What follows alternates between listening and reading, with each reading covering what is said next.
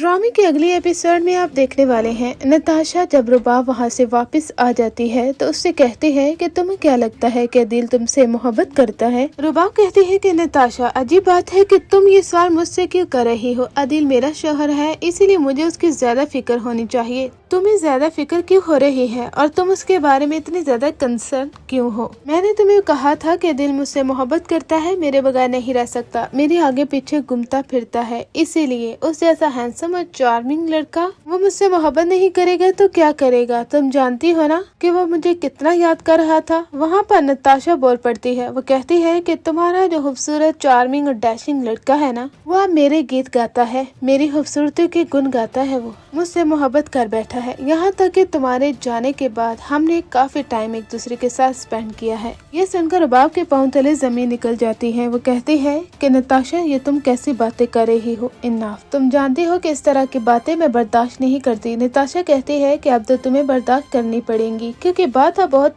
आगे तक निकल चुकी है, तुम्हारी सोच से भी आगे। वो उसे कुछ पिक्चर्स और ऑडियो दिखा देगी जिसकी वजह से रुबाब को यकीन आ जाता है कि अदील ने उसे धोखा दिया है और चीट किया है। हो सकता है कि वह नताशा के मुंह पर भी जोर कर थप्पड़ मारे और वहाँ से गुस्से से घर वापस चली जाए। इधर जब रुबाब गुस्से में होती है वो चीजों को फेंकना शुरू कर देती है, चीखती चिल्लाती है। वो कहती है कि मेरे साथ ऐसा नहीं कर सकते तुम अदील, तुम जैसा घटिया शख्स जिससे मैंने इतनी बड़ी गाड़ी दी, बंगला दिया, ऑफिस का बॉस बनाया, इतनी इज्जत कराई तुम्हारी, और तुमने मेरे साथ ये किया है। इधर जब अदील वापस आता है तो रुबाब उससे कहती है कि मैं सोच भी नहीं सकती कि तुम इस कदर चीटर निकलोगे। अदील उसे कहता है क्या हो गया है तुम्हें रुबाब, काम डाउन, आखिर ऐसा क्या हो गया है कि तुम मुझ पर इस तरह चला रही हो। रुबाब कहती है कि क्या हो गया है, जितनी पिक्चर, तस्वीर और सबूत देख लिए हैं ना मैंने, तुम्हारे पास कोई जवाब पैदा नहीं होता बातों को छुपाने का और घुमाने का। आज तो मुझे शर्जीना की बातें भी बिल्कुल सही लग रही हैं। उसने सही कहा था कि तुम मेरे पैसे की वजह से मेरी गुलामी करते हो। मैं सोच भी नहीं सकते कि तुम इस कदर घटिया निकलोगे।